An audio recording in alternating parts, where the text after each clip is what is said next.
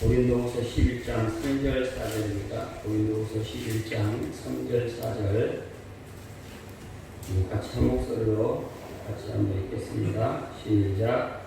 괜히 그 관계로 화화를 미혹한 것 같이 너희 마음이 그리스도를 향하는 진실함과 깨끗함에서 떠나 불쾌할까 두려워하노라.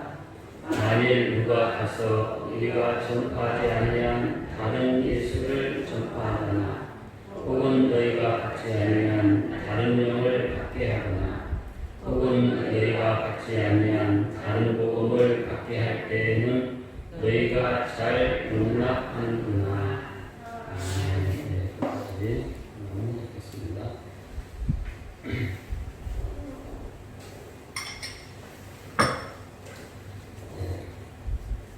제가 좀 앞으로 가겠습니다.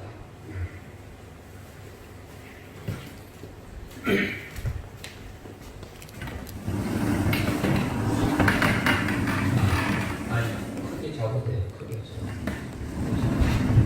뒤로 가지 마. 네, 그 지금 우리가 잘 들립니까? 네.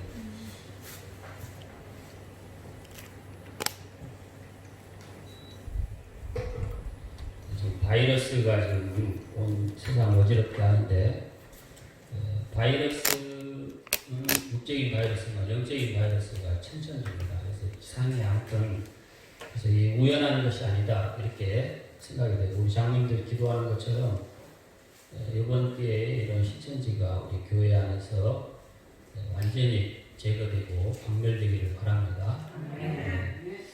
그래서 제가 지금 지난주에 이어서 지금 이 신천지에 대해서 말씀을 같이 나누고 있는데, 신천지에 3대 교리가 있습니다. 신천지에 3대 교리가 있는데, 이게 뭐냐면 천국이에요. 천국. 우리도 지금 뭘 추구하고 있어요? 천국을 가길 원하죠. 신천지에서도 천국을 이야기합니다. 이거 가장 중요한 교리예요. 그래서 이걸 우리는 천국이라고 하는데 그 사람들은 신천신지라고 합니다. 그래서 신천지가 되는 거예요. 우리는 천국이라고 하잖아요. 근데 거기는 신천신지 이렇게 이야기합니다. 그래서 줄여서 신천지다 이렇게 이야기하는데, 그러면 이 신천지는 우리는 천국은 어떻게 우리가 죽어서 가는 하나님 나라 이렇게 생각하잖아요. 근데 이 사람들은 어떻게 생각하냐면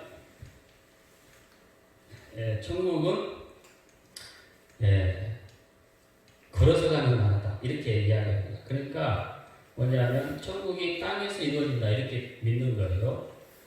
그래서 그 땅에서 천국이 언제 이루어졌냐면 1984년 3월 14일 날 이 천국이 시작됐다 이렇게 보는 겁니다.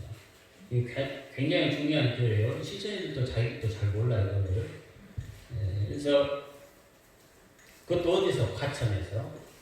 대한민국 과천에서 천국이 이 신천신지가 시작됐다 이렇게 보는 겁니다. 그래서 이만희가 과천에 천국을 만들었고, 그리고 이제 거기에 같이 있는 사람들만 구원받는다 이렇게 보는 겁니다. 그리고 신천지의 교족부가 생명책이다 이렇게 믿는 거예요. 신천지의 생명책이 교족부가 생명책이다 이렇게 생각하는 겁니다. 이것이 이제 큰 교리입니다. 천국, 신천신지. 근데 천국이 이미 언제 시작됐다고요? 1984년에 신천지가 시작될 때, 이만희가 신천지를 처음 할 때 이미 천국이 시작됐다 이렇게 보는 겁니다. 자, 그러면 두 번째, 그게 뭐냐면 육체영생 교리, 육체영생 교리다. 이게 뭐냐면은 이런 겁니다. 신천지 성도들의 육체에 하늘에 있는 순교자 영이 빙의를 해요. 그러면 영과 육이 이렇게 하나가 되면서 육체 영생을 하게 된다. 이것이 신천지의 중요한 교리입니다. 뭐라 했죠? 하늘에, 근데 이 하늘에 순교자 영이 어디서 오는지도 몰라요. 아무튼 그렇게 믿는 겁니다. 그래서 순교자 영과 땅에 있는 신천지에 있는 성도들의 몸에 하늘의 영이 임하면 이 사람들은 육체 영생을 하면서 영원토록 산다. 그래서 이제 그 근거로 성경 구절을 드려요. 이제 계시록에 있는. 그래서 하늘의 순교자 여러분과 그다음에 땅에 있는 성도들이 살아서 뭐 된다 그런 말이 있는데 이제 제가 성경까지 구체적으로 말하기 너무 시간이 많이 걸려서 안 되니까 그렇게 한다면 그런데 이것이 뭐냐면 우리들이 생각하는 기독교에서 말하는 그런 신인 합일 이런 게 아니고 무당이나 이런 전술가들이 생각하는 빙의를 말하는 겁니다. 그러면 빙의 알죠? 어떤 영이 나한테 들어오면 내가 했다가 해가지고 그 영이 되는 거예요. 그런 식의 그 신인 합의를 말하는 겁니다. 빙의. 이 빙의라는 것 자체가 굉장히 구술적이고 굉장히 좋지 않는 거죠. 그렇죠? 그러니까 그렇게 하면 육체 영성을 하게 된다. 이게 중요한 표현이에요. 그런데 이렇게 빙의가 돼서 그 신인 합의를 내면 그것이 첫째 부활이다. 이렇게 보는 겁니다. 이제 좀 이따 설명하면 첫째 부활. 그러면 이 첫째 부활하면서 어떻게 하냐면 이제 이 첫째 부활하는 사람들이 영생을 하고 이 사람들이 왕노릇 하면서 아주 당당하게 이 세상을 지배하면서 산다. 이렇게 나오는 겁니다. 뒤에 나오지만. 자, 그러면 언제부터 이 육체 영생을 하느냐? 언제부터 육체 영생을 하느냐? 그 시작점이 언제냐? 언제라고요? 1984년이라니까요. 그러니까 신천지가 시작된 그 날이 첫째 부활한 날이고 바로 이 신천지의 성도들의 몸에다가 하늘의 순교자 영이 빙의가 되면 그때 바로 이제 육체 영생을 하면서 첫째 부활이 됩니다. 근데 그때가 언제냐? 1984년이었다 이겁니다. 그렇게 주장을 해요. 네? 자, 그런데 어떻게 되냐? 지금 신천지가 84년이 넘어서 지금 한 35년이 넘었어요. 그렇죠? 그러면 육체 영생을 한 사람들이 이미 있어야 돼요. 그렇죠? 신천지에는. 이미 시작됐으니까. 그렇죠? 그런데 그렇게 육체 영생을 하고 있는 사람 한 사람이나 있어요? 없어요?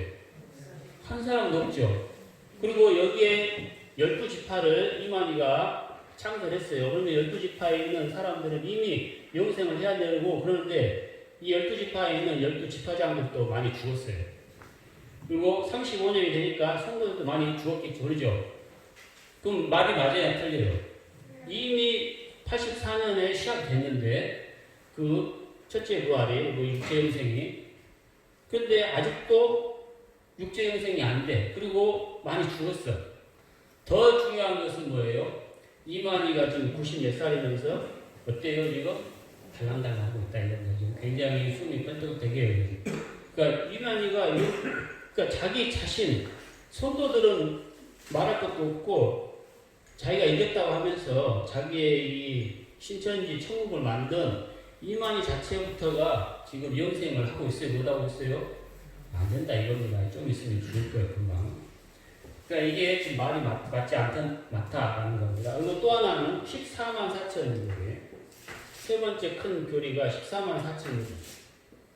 자, 천국을 이미 시작됐어요. 그리고 그 시작은 1984년이고 육체 영생을 하는 거예요. 그렇죠? 그런데 그 육체 영생을 하는 사람이 몇 명이냐면 14만 4천 명만 그 육체 영생을 한다 이겁니다.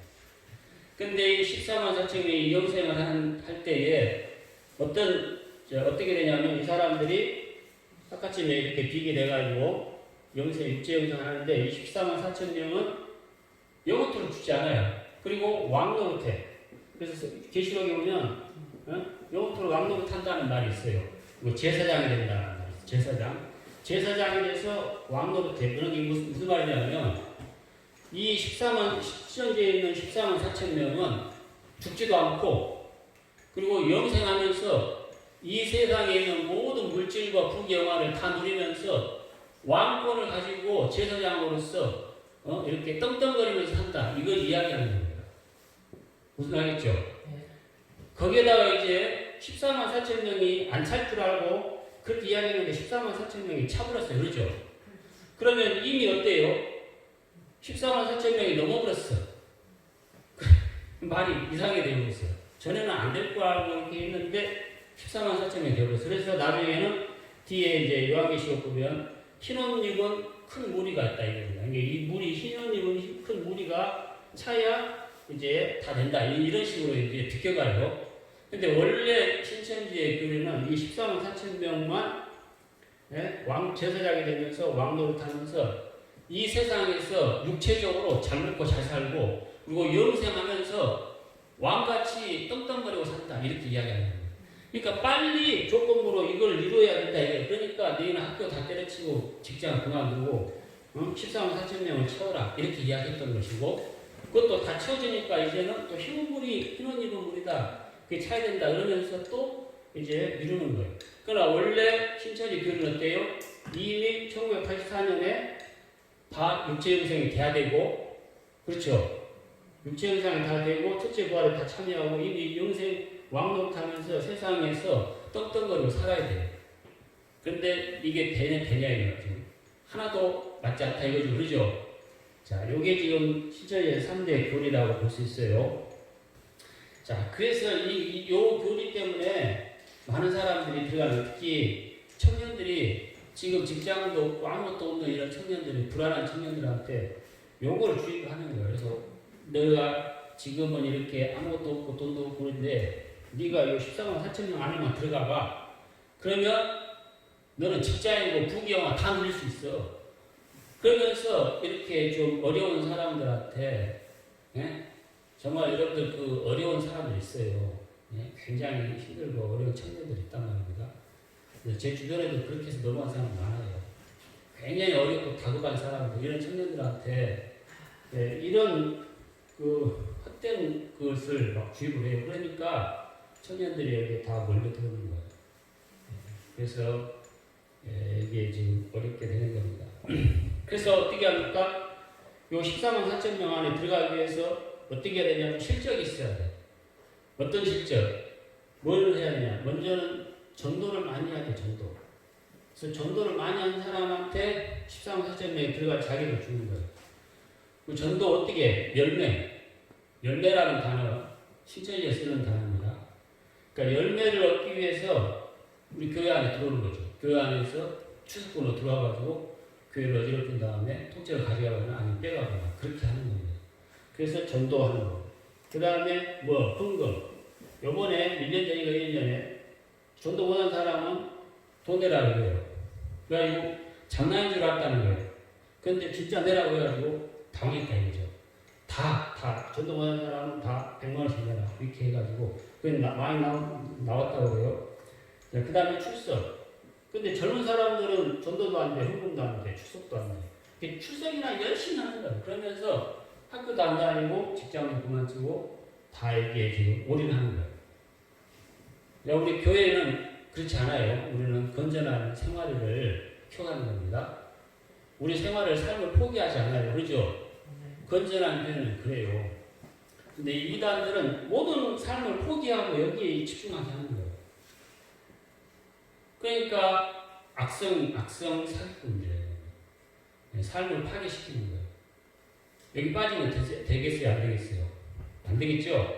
자, 이게 지금 그 3대 교리입니다. 근데 시간이 없어서 이제 구체적으로 더 좀 넘어가겠습니다.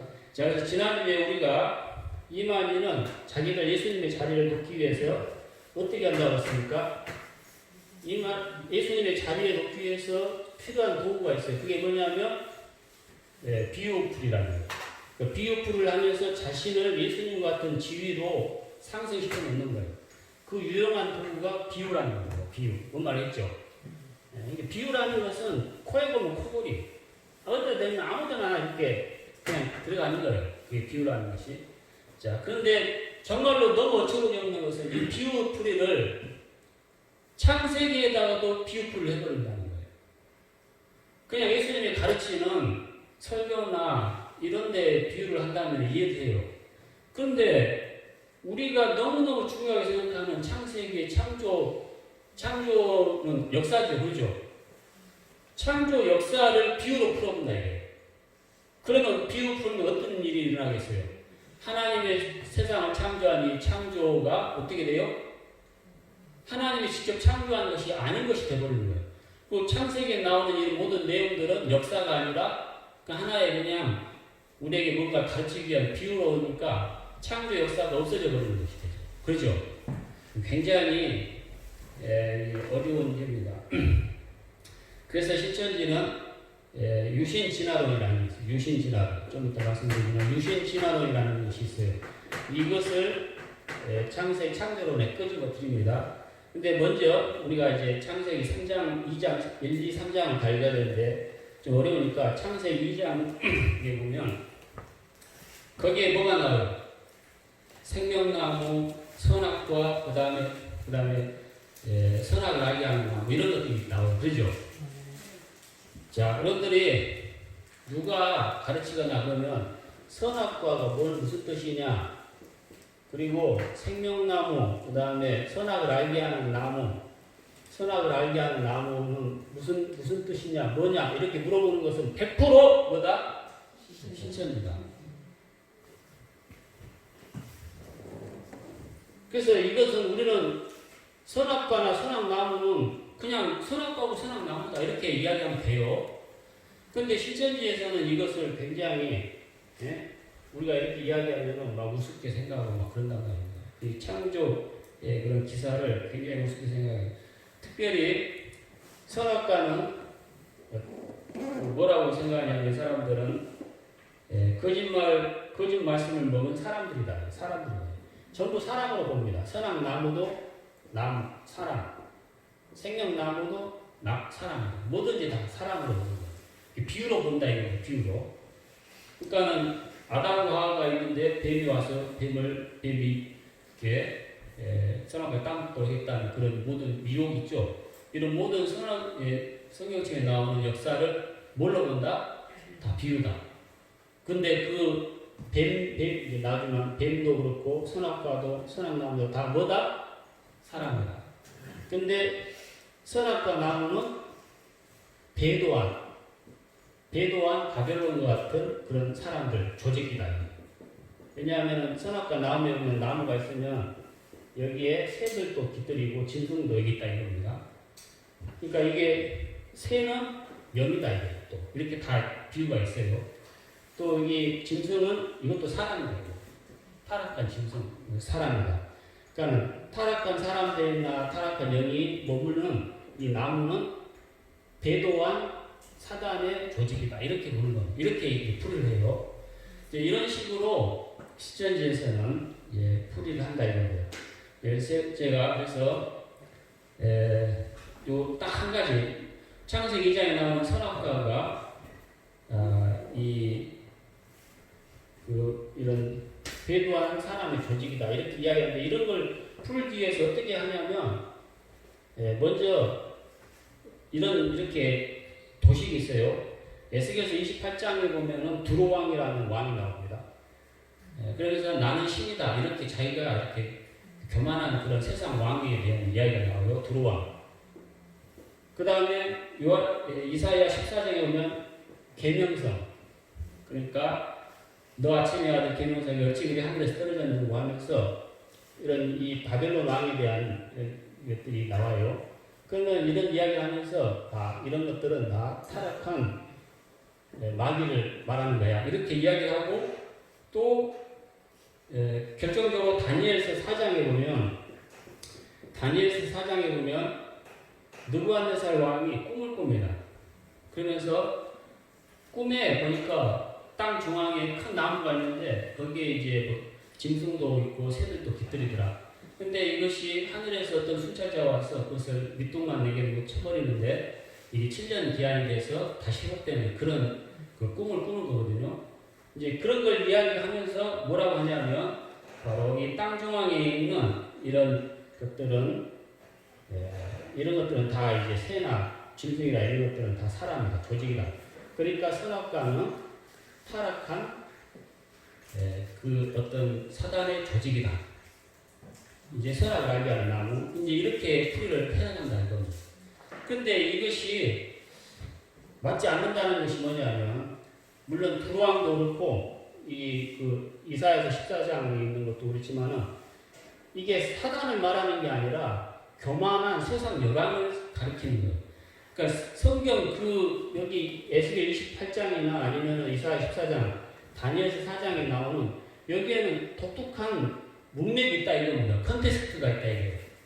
일테면 다니엘 4장 같은 경우는 다니엘 4장에 나오는 느부갓네살 왕은 그 본문 안에서 어떤 사람으로 나오냐면 악한 마귀를 상징하는 인물이 아니라 하나님을 찬양하는 그런 왕으로 나온다 이거예요. 뭔가 알겠어요? 근데 바벨론이란 말 그 하나, 이 바벨론이라는 것만 딱 따가지고 바벨론 하면 무조건 뭐다? 마귀다. 이렇게 주입을 시키는 거예요.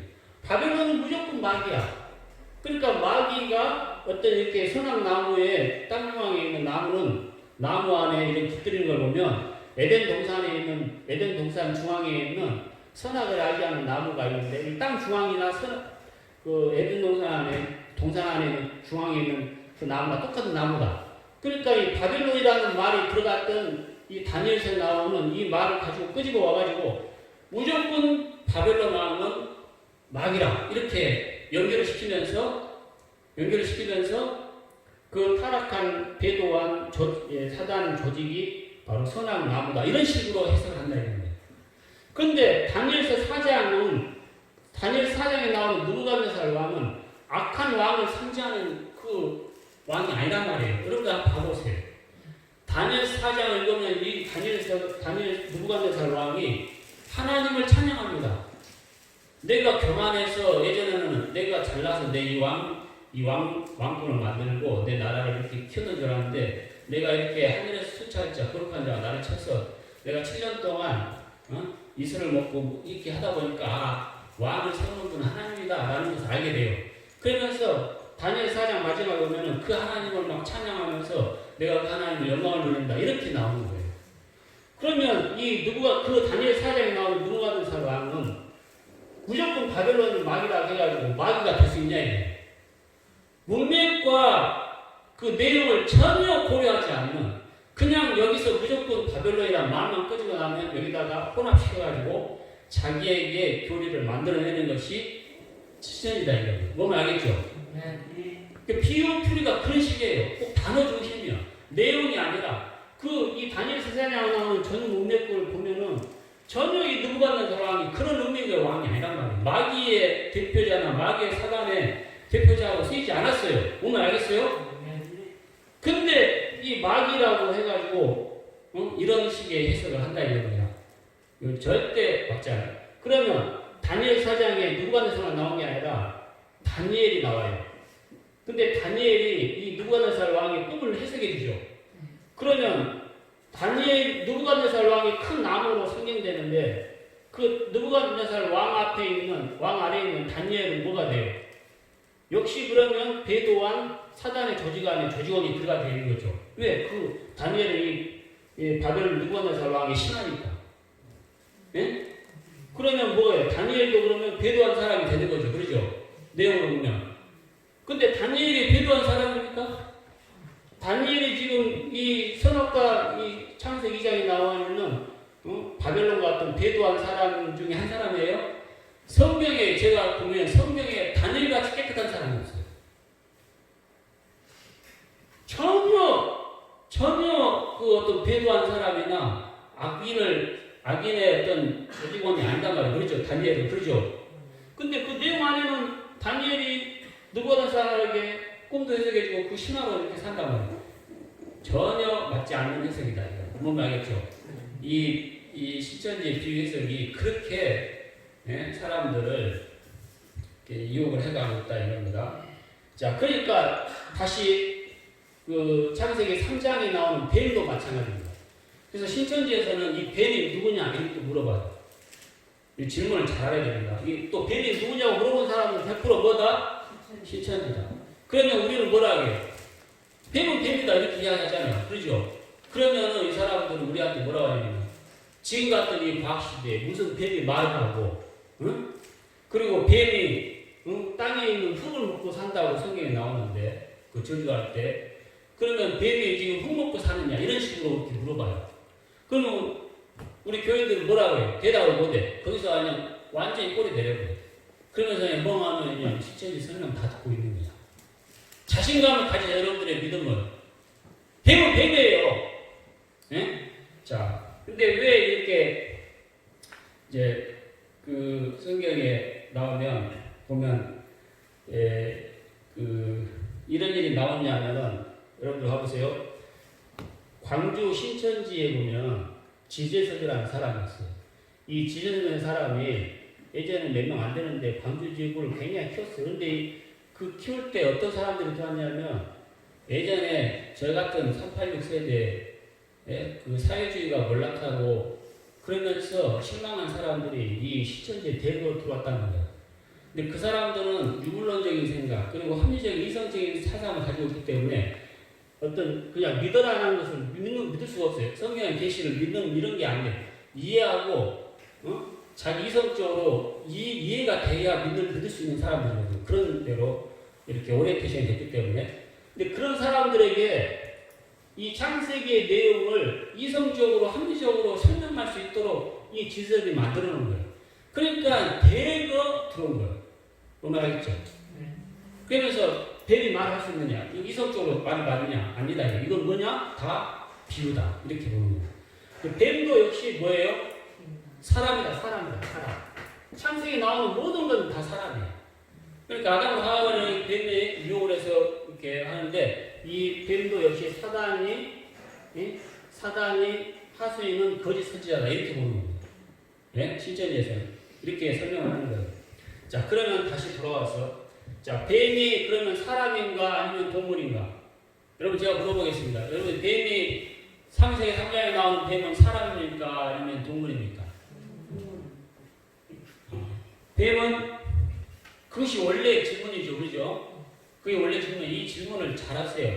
우리가 믿는 거에 자신감을 가지세요. 뱀은 뱀이에요.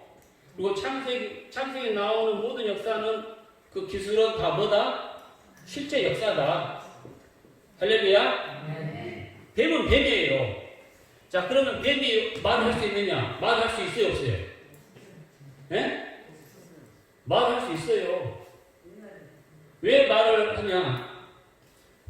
여러분들, 우리 구약 성경에 보면 뱀이 말하는 게 아니라 발람 선지자를 태웠던 나귀가 말을 하는 내용이 나와요. 그래서 발람 선지자를 태우고 가는데 저기에 불칼든 사자를 보니까 나귀가 막 피해요. 그래서 이렇게 가다가 길다가 막 발람 선지자 다리를 막 비비고 막 그래서 다치게 만들어요. 그러니까 이놈이 왜 그러냐면서 막 발람 선지자 때리죠. 그때 하나님께서 그 나귀의 입을 열어서 말을 해주는 거예요. 내가 당신한테 한번 이제까지 한 번 이렇게 한 적이 있냐? 당신이 하나님을 떨어져서 지금 이렇게 불순하고 보니까 나를 시켜서 지금 이렇게 하는 거다. 이렇게 나귀가 말을 해요. 그 성경이 나옵니다. 자, 그때 이 나귀가 바로 이렇게 말을 하는 것은 왜 할 수 있어요? 하나님이 나귀의 입을 열면 동물도 말을 할 수 있다 없다? 있다. 우리는 그것을 이성으로 판단하는 게 아니죠. 조금 이따 말했지만 우리는 이성을 초월하는 초월의 세계가 있다는 걸 믿어요. 그러죠? 예수님이 어떻게 성육신해요? 하나님이 어떻게 이 땅에 성육신하셨어요? 이걸 이성으로 풀 수 있어요? 이것은 이성을 넘는 초월의 그 상황이 그러죠? 이런 이성을 넘어가는 이런 초월의 세계는 우리는 어떻게 믿음으로 받는 거예요. 우리가 이해할 수 있는 게 아니고. 그러니까 나귀가 말을 할 수 있다 없다. 하나님의 역사하시면 나귀가 말을 할 수 있다? 있다. 우리 그걸 믿어야 돼요. 할렐루야. 우리는 이성으로 이해할 수 없는 부분에 대해서 하나님의 초월의 세계가 있다는 것을 믿는 사람들이에요. 믿습니까? 그러니까 뱀도 여기죠. 그러니까 사단이 할 때는 사단이 뱀의 입을 열어서 말을 할 수 있도록 할 수 있다 이겁니다. 그러니까 이런 부분에 대해서 우리가 분명히 이해할 수 있어요. 그리고 흙을 먹고 산다. 뱀이 흙을 먹고 산다. 우리가 거기에 대해서 또 말은 같이 해요. 그런데 여기서 흙을 먹고 산다는 말은 흙 속에서 산다는 말이지 흙을 먹는다 이런 의미는 아닌 것 같아요. 그런데 내가 또 자세히 알아보니까 이런 겁니다. 이 히브리어 단어의 흙이라는 말은 아파르라는 단어예요. 아파르. 근데 이 아파르라는 단어는 우리들이 생각하는 흙만이 아닌 게 아니라 티끌 같은 것도 다 흙으로 생각하는 거예요. 흙 먼지, 티끌 먼지 이런 거 다 이런 건 다 이 아파르라는 단어로 다 번역이 됩니다. 그러니까 이게 뭐냐면 뱀이 배 기어다니면서 먹이를 먹죠. 그러면 땅을 기어다니는데 먼지 얼마나 많아요, 그렇죠? 근데 먼지 하면서 또 이렇게 먹이를 먹죠, 그렇잖아요. 그럴 때 먼지가 막 일어납니다. 그러니까 뱀이 먹이를 먹을 때 그 먹이만 먹는 게 아니라 티끌, 먼지까지 같이 먹는 거예요. 그러니까 성경에 말하는 뱀이 흙을 먹는다는 말이 말 그대로 틀린 말이 안 말이에요. 맞는 말이다 이겁니다. 그래서 미가서 7장 17절에 보면 이런 말이 있어요. 그들이 뱀처럼 티끌을 핥으며라는 말이 있어요. 네? 그러니까 뱀이 흙을 먹는다는 말이 아주 틀린 말이 아니란 말이에요. 그렇죠? 먼지, 티끌 같은 거를 먹고 땅을 기어다니면서 먹이사냥을 하면서 티끌도 같이 먹는 거예요. 그러니까 그 아주 틀린 말은 아니고 아무튼 흙 속에 살면서 이렇게 산다는 저주가 있었단 말입니다. 그러니까 신천지에서 공예가는 이런 이성적으로 어떻게 뱀이 말을 하고 어떻게 뱀이 흙을 먹고 사느냐 이게 안 맞다 이렇게 우리를 비아냥거리면서 굉장히 놀린단 말이에요. 거기서 우리 성도들이 그냥 꼴을 내리면 안 된다. 뭔지 알겠어요? 하나님의 말씀은 우리의 이성을 초월하는 이 초월의 영역이 분명히 있다는 것. 그리고 이것을 이해할 수 있는 부분이 아닌 것은 받아들이고, 그렇다고 해서 우리가 이성을 무시하거나 그러지 않아요. 우리가 이성으로 판단할 수 있는 것들을 판단하지만 이성을 초월한 부분들에 대해서는 우리가 믿음으로 받는 것이다. 응? 그래서 이 사람들은 만들어내는 것이 뭐예요? 비유. 이런 모든 것들이 다 비유다. 그러니까 사람들이, 특히 청년들이 여기 다 넘어가는 거예요. 응? 이해할 수 있게, 이렇게, 그러니까 사람들이 이해할 수 있도록 이렇게 비유 같은 걸로 이렇게 해주니까, 응? 그렇게 넘어간다. 이렇게 여러분들이 생각하면 되는 거고요. 그렇지 않아요. 뱀은 동물이고, 그리고 또 이 시전지에서 이것을 막 설명을 합니다. 좀 시간이 너무 없으니까. 근데 굉장히 많은데. 예. 그래서 여기에서도 역시 예수님께서 뱀들아 독사의 자식들아 라는 말이 있어요. 복음서에서. 이제 그걸 끄집어 들여가지고 역시 이 뱀은 거짓 선자다. 이런 식으로 사람이다. 이렇게 이야기하거든요. 근데 공강복음에 있는 뱀들아 독사의 자식들하고 했던 그 내용들을 끄집어 오는데 거기에서 예수님께서 배도한 사단의 조직이나 사람이나 선지자라는 말로 의미로 뱀을 그렇게 써놓은 게 아니다 이겁니다. 거기 복음서에 보면 외식하는 세관과 바리새인들 이 말이 계속 나와요. 그러니까 예수님이 뱀을 이야기할 때 그 뱀은 꼭 이렇게 사단과 악한 이야기만 하는 게 아니라 뱀은 또 다른 데서는 지혜를 상징하는 그런 동물도 돼요. 그러니까는 이 공강복음에서 예수님이 뱀들아 독자였다고 할 때는 배도하는 목자나 사람을 비유한 것이 아니라 외식하는 율법학자나 바리새인들을 이렇게 비유를 한 거예요. 그렇죠? 비유 포인트가 달라요. 그러니까 공강복음의 내용에서 문맥상에서 뱀은 이런 사단이나 거짓 선지자를 의미하거나 배도하는 사람들을 말하는 의미가 아니란 말이에요. 말했죠? 역시 이 단어 중심으로 이렇게 비유풀을 하는 신천지가 그래서 문제가 된다 이거보다 이걸 이제 여러분들 꼭 기억하고 그렇기 때문에 그래서 창세기 1장 그 3장에 있는 모든 내용들은 그러면 비유로 푸니까 어떤 일이 발생했느냐 이런 자연적으로 이 신천지에서는 창세기 1장 1절부터 2장 3절에 있는 내용들을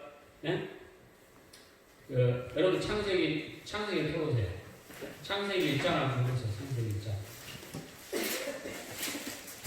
신천지에서는 창세기 1장에 천지창조를 하면서 1장부터 2장 3절까지 내용이 천지창조의 설명이 있고 2장 4절부터 3장 24절까지는 또 다른 내용이다. 이렇게 이야기합니다. 그래서 창세기 1장부터 2장, 3장에 나오는 이 사람, 거기에 나오는 사람 창조하고 2장 4절부터 나오는 아담과 하와를 하나님이 창조하는 이 내용이 전혀 다르다 이겁니다. 이렇게 설명을 해요. 그래서 창세기 1장에 나오는 그 사람은, 사람 창조는 아담 이전에 살던 사람이다. 아담 이전에 사는 사람이다. 이렇게 이야기해요. 그리고 2장 4절부터 3장에 나오는 이 아담과 하와는 그 중에 사람이 택한 그런 사람에 불과하다. 이렇게 이야기하는 거예요. 네? 그런데 그렇지 않다 이겁니다. 여러분들이 창조론을 잘 아시기 바랍니다. 창세기 1장부터 2장 3절에 나오는 그 사람이 아담이에요. 그리고 2장 4절부터 3장 마지막까지 나오는 아담과 하와는 1장부터 2장 3절까지의 내용을 더 구체적으로 설명한 것 뿐이다 이겁니다.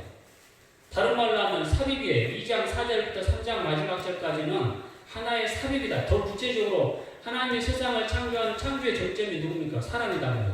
그러니까 사람을 더 집중적으로 하나님이 설명하고 가르쳐주기 위해서 2장 4절부터 3장 마지막까지를 더 첨가해 놓은 거예요. 보면 알겠죠? 이게 정통 창조론입니다. 근데 이 유신 진화론이라는 이런 사람들은 이 앞장하고 틀리다. 이거. 선행 사람이, 아담 이전에 선행 사람이 있고, 그렇기 때문에 2장 3절 이하에 있는 아담은 또 다른 그런 사람 중에 하나의 대표로 뽑는 것이다. 이렇게 이야기하는 겁니다. 전혀 맞지 않다 이겁니다. 여러분들, 한 시간이 이제 많이 가서 여기까지 이제 더 이상 하면 좀 힘들니까. 아무튼, 우리는 그게 맞다, 아니다? 아니다. 정통 창조론은 아담이 최초의 사람이다. 할렐루야. 믿어요. 여러분들, 우리들이 받았던 그 복음, 그리고 우리가 받았던 그 말씀에 대한 자부심을 좀 갖길 바랍니다. 신천지에서 이렇게 항상 이렇게 그 틈사이를 노리고 와서 우리가 들어보지 못한 내용들을 이야기하면, 와, 이것이 뭐 새로운 값이다. 이렇게 이야기하고 그러는데, 절대 그렇지 않다 이겁니다. 자, 그리고 너무 시간이, 이긴자라는 것도 있어요. 이긴자. 그 구약에서는 야곱이 이겨서 6점이 12지파를 만들고, 그 다음에 신약에서는 예수님이 마귀를 이겨가지고 영적인 12지파를 만들고, 종말에는 이제 이만희가 이겨가지고 이제 새 영적 이스라엘을 만든다. 이렇게 3시대들이 나오지만 그렇게 구도를 짜요. 근데 이게 맞다 틀리다? 왜? 이만희는 원래 성경은 이기는 자. 그리고 이기는 성도들을 가리키는 겁니다. 마귀를 이겨가는 현재 분사예요. 또 현재 분사예요. 계속 이겨가는 성도들을 격려하기 위해서 7교회에다가 이기는 자라는 말을 쓴 거예요. 근데 이만희는 자기를 이기는 자가 아니라 이긴 자, 이미 이겼다 이겁니다. 과거에. 그래서 자기가 이겼으니까 이렇게 했다 이렇게 이야기하는데 이 말 자체가 틀리다 이겁니다. 알겠죠? 예? 그러니까 이긴 자가 아니라는 거예요. 그리고 이거는 비유를 들면 이런 거예요. 여러분들 요번에 숙명여자 요거에 그 부정 시험 본 거 있었죠? 근데 왜 그게 꼬투리가 잡힌지 아세요? 거기서 정답이라고 한 것을 딸딸딸 외워가지고 썼어요. 그러니까 그것까지는 다 적어놓고 있었어. 그대로 적었어요. 근데 문제에 뭐가 있었어요? 오답이 있었던 거예요. 그래서 그날 시험에 오답을 정정한 거예요. 근데 이 숙명여 외들은 그 오답, 처음에 받았던 뭡니까? 그 정답을 그대로 써버린 거예요. 그렇죠? 이게 뽀록이 나오는 거예요, 이게. 보면 알겠죠? 근데 바로 이거예요. 이긴 자라는 교리가 이만희가 만들어낸 게 아니라 그 이전에 박태선이가 이미 만들었던 거예요. 박태선이가 쓰던 거예요. 근데 이만희가 그것을 그대로 갖다가 쓴 거예요. 근데 써보니까 이게 허구라는 것이 나타난 거예요. 그렇죠? 보면 알겠죠? 그러니까 자기가 쓴 것도 아니고 박태선이가 쓴 건데 썼는데 이긴 자라는 말을 썼는데 알고 보니까 이게 허구라는 거예요. 그게 드러나는 거예요. 그래서 자기가 아주 속임수라는 것이 뽀록이 나온 거예요. 뭔 말이세요? 그래서 지금 실전에서 이긴 자라는 말을 별로 쓴다, 안 쓴다? 안 쓴다. 대신 뭘 쓴다? 약속의 목자다. 이걸 쓰는 거예요. 이긴 자라는 말을 요즘에 안 써요. 이미 이게 오류가 있다는 것이 드러났기 때문에 이긴 자라는 말을 안 쓰고, 약속의 목자라는 용어를 쓰기 시작한 거예요. 오늘 알겠죠? 이 충격요 사건과 똑같아요.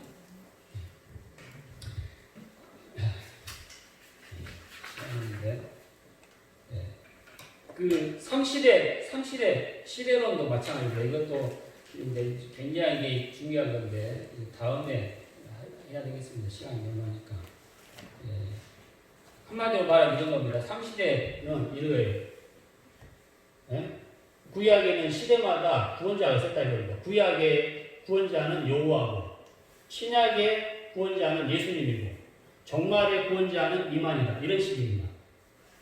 이게 상시대거든요. 그런데 중요한 것은 구약의 구원자인 하나님과 신약의 구원자인 예수님이 다른 분입니까? 같은 분이죠. 결정적인 것이 이거예요. 근데 이만희는 구약의 하나님과 성부 하나님과 신약의 구원자인 예수님이 다른 분이다 이렇게 보는 겁니다. 그럼 이게 맞아요, 틀려요?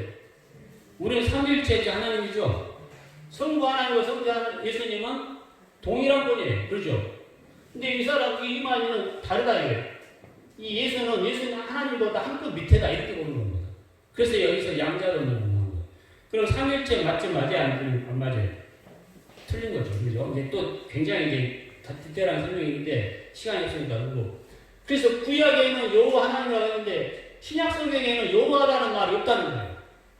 그런데 우리가 신약에 보면 주님이라는 말이 있어요, 없어요? 몇 번, 얼마나 있어요? 드글드글 많아요. 주여, 주님, 이런 말은 드글드글 많아요.